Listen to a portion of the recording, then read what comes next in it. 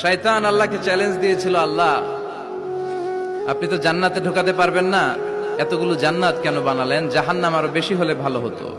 আল্লাহ বললেন কেন? শয়তান বলে, আল্লাহ এই সবগুলারে আমি ওয়াসওয়াসা দিয়ে, মুনাফিক বানিয়ে, নাস্তিক বানিয়ে জাহান্নামে ঢুকাবো। আমি চ্যালেঞ্জ দিলাম, ডান দিক থেকে ধোকা দেব, বা থেকে, সামনে থেকে, পেছন থেকে, নিচ থেকে, রগের শিরা উপশিরায় ঢুকে, মাজরাত দাম যেখান দিয়ে রক্ত চলাচল করে ওখানে ঢুকেও আমি ধোকা দেব। তো আপনি জান্নাতে ঢুকাবেন কেনমে?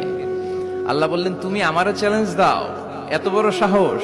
আমি তো সব রাজার বড় রাজা, মহারাজা। চিৎকার করে বলেন ঠিক কিনা? মহারাজার সাথে চ্যালেঞ্জ দেয়া যায় না। তুমি আমাকে চ্যালেঞ্জ দাও, ওকে ডান, আই টেক ইউর চ্যালেঞ্জ। আমিও তোমার চ্যালেঞ্জ নিলাম। তুমি আজীবন ধোকা দিবা, আজীবন তুমি গুমরা করবা, বেনামাজি বানাবা, জালিম বানাবা, কিন্তু আমার বান্দা কোন তাফসীরুল কোরআনের মাহফিলে এসে